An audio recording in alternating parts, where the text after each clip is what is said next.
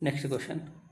A certain amount of money becomes 2.25 times of itself in 2 years.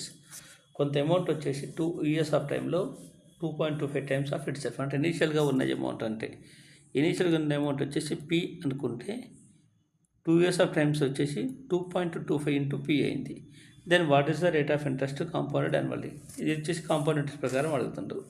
So compound ఇంట్రెస్ట్లో మనకు formula already idea ఉంది. A equal to the P into 1 plus are divide with 100 whole power of ఎన్.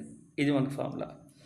అయితే ఇక్కడ A value ఏమవుతుంది, initial value కంటే 2.25 times అవుతుంది.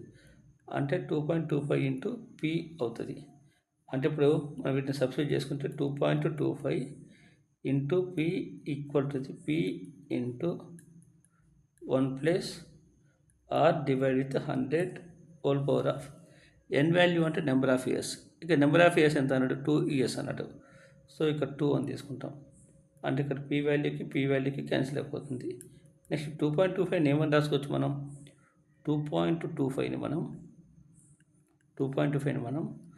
225 divide with 100.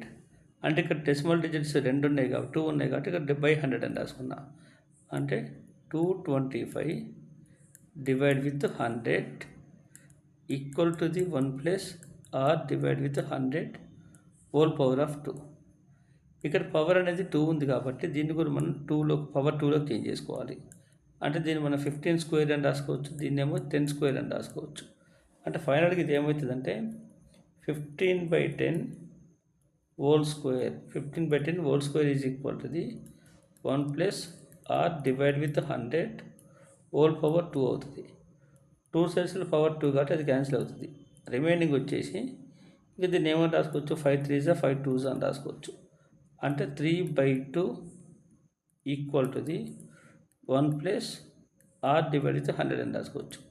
ఈ 1 ఇటు వస్తే -1 అవుతుంది. So 3/2 -1 equal to the R divide with 100.